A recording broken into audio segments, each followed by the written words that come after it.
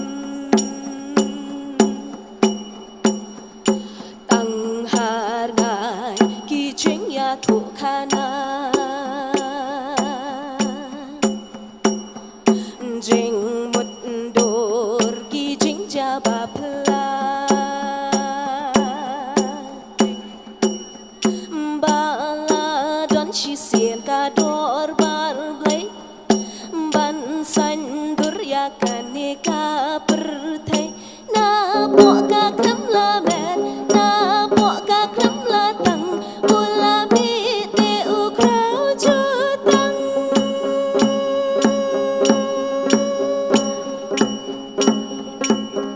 urang yar kha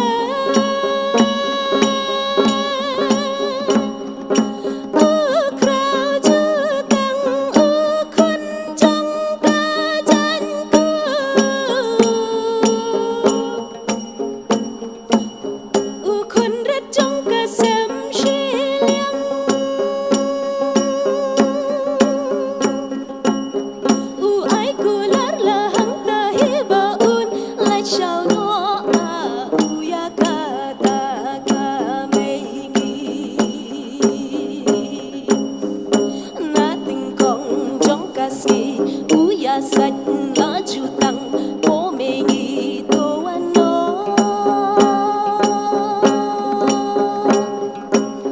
ngăn kết ngăn ta nó kén là bà rô kỳ bắp kỳ sang kỳ trong ba đã cao quách hà rần đăng sầm căn cháu là mệt là tăng lòng uskau sning usta bakin kut no parki pam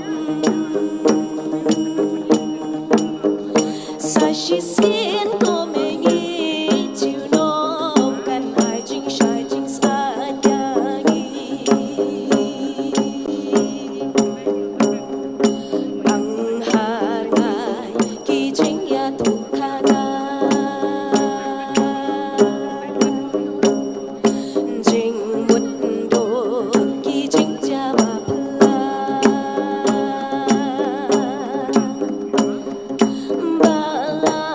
she sien ka dor bar blai ban san durya kane ka perthai na bo ka kram la me na bo ka kram la tang ula bi te u krau chu tang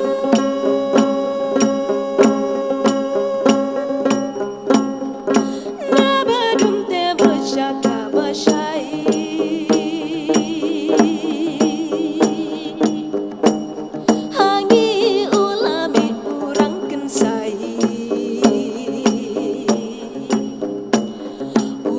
yar khat u khôn trong ca cục ca sầm shi liang u ba la mạch tình ti ba la ba ca bap ca sang na bo ca kham la bet na bo ca kham la tang u la mi te u krau chu tang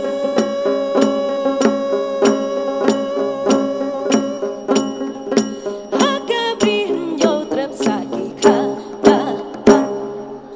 Thank you.